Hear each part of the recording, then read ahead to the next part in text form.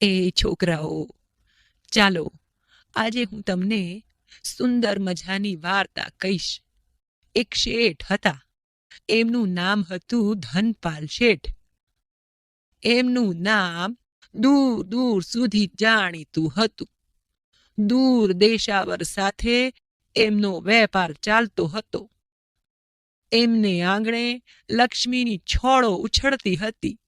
ઘરમાં ખર્ચતા ખૂટે નહીં તેટલું ધન હતું. આમ છતાં શેઠ ગણતરીવાળા હતા. એ સમજતા હતા કે ઘરની રાણી આવડતવાળી ન હોય તો અઢળક ધન પણ ખૂટી જાય. શેઠને 4 દીકરા હતા. દીકરાઓની 4 વહુઓ હતી. દીકરા તો જીવ પરોવીને વેપાર ધંધામાં પડી ગયા હતા. એમની હોશિયારી અને સમજદારીથી શેઠને સંતોષ હતો. પણ દીકરાઓની વહુઓ ચાલાક અને ઘરરખું છે કે નહીં એ જાણવાની શેઠને ઈચ્છા થઈ. એમનું પારખું કરવા માટે શેઠે એક યુક્તિ વિચારી કાઢી.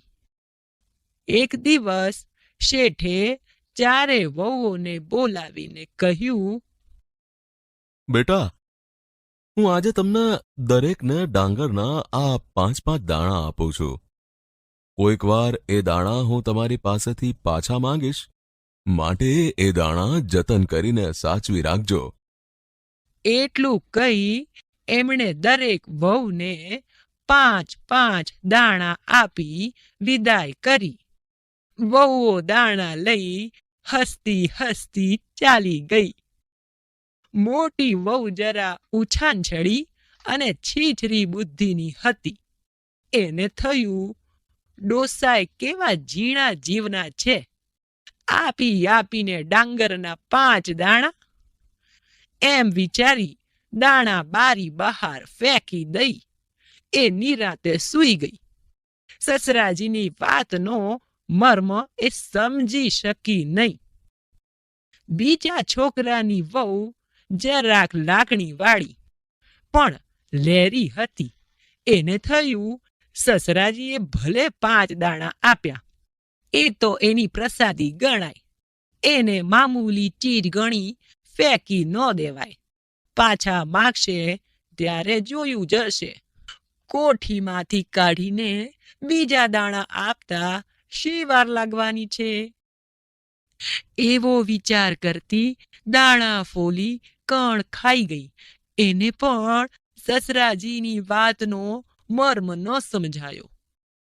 ત્રીજા છોકરાની વહુ જરા ઝીણા સ્વભાવની હતી. એણે વિચાર્યું, સસરાજીએ આપેલા 5 દાણા દાબડીમાં મૂકીને સાચવી રાખવા અને માગે ત્યારે દાબડી ખોલીને કાઢી આપવા. એમાં કઈ મોટી વાત નથી. એમ વિચાર કરી એણે એ દાણાને દાબડીમાં મૂકી સંઘરી રાખ્યા. ત્રીજી વહુ પણ શેઠની વાતનો મર્મ સમજી શકી નહીં. સૌથી નાના દીકરાની વહુ ચતુર અને સમજુ હતી.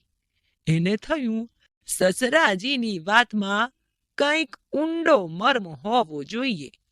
આ દાણા સંઘરી રાખવા એ વાત તો સાચી, પણ સંઘરેલા દાણા વખત જતા બગડી જાય.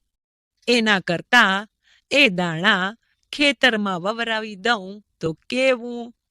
કણમાંથી મણ થતા અનાજને કેટલી વાર, અને સસરાજીને પણ એ જરૂર ગમી જશે. આમ વિચાર કરી એણે આ 5 દાણા પોતાના પિયરમાં મોકલાવીને વવરાવ્યા. 1 સાલ ગઈ, બીજી સાલ ગઈ, પાક પાકતો ગયો ને વહુ એને ફરી ફરી વવરાવતી ગઈ. આ રીતે પેલા દાણા વધતા જ ચાલ્યા.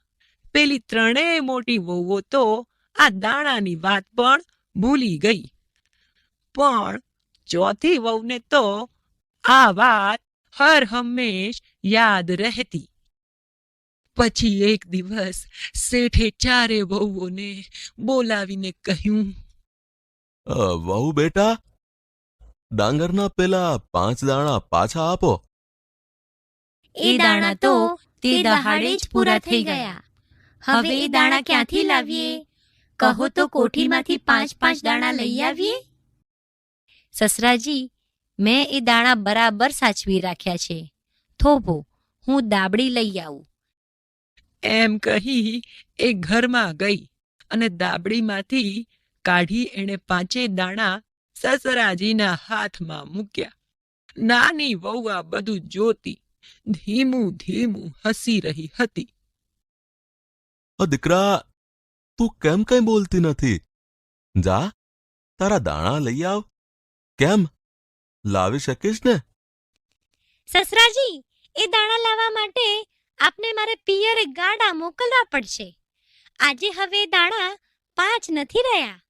એ વધીને ગાડા ભરાય તેટલા થયા છે. પછી નાની વહુએ એ દાણાની વાત માંડીને કઈ સંભળાવી.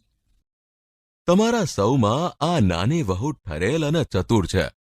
આજથી આપણા આખા ઘરનો કારભાર એ ચલાવશે. તમે સૌ એના શાણપણનો લાભ લેજો. દીકરી, આજથી ઘરમાં કોઠારનો કારભાર તને સોંપું છું. મને ખાતરી છે કે તું આ ઘરની લક્ષ્મી છે. તારા હાથમાં આવેલી સંપત્તિ વધતી જ જશે. તું જ મારા ઘરને સારી રીતે સાચવી શકીશ. બેટા, આજથી રસોડાનો કારભાર તારે સાચવવાનો. નોકર ચાકર ઉપર દેખરેખ તારે રાખવાની. વહુજી, ઘરની સાફસૂફીની જવાબદારી તમારે સંભાળી લેવાની. સૌ પોતપોતાની સૂઝ પ્રમાણે અને સ્વભાવ પ્રમાણે વહેંચીને ઘરનું કામ કરશો તો ઘરની શોભા રહેશે અને બધા સુખી થશો.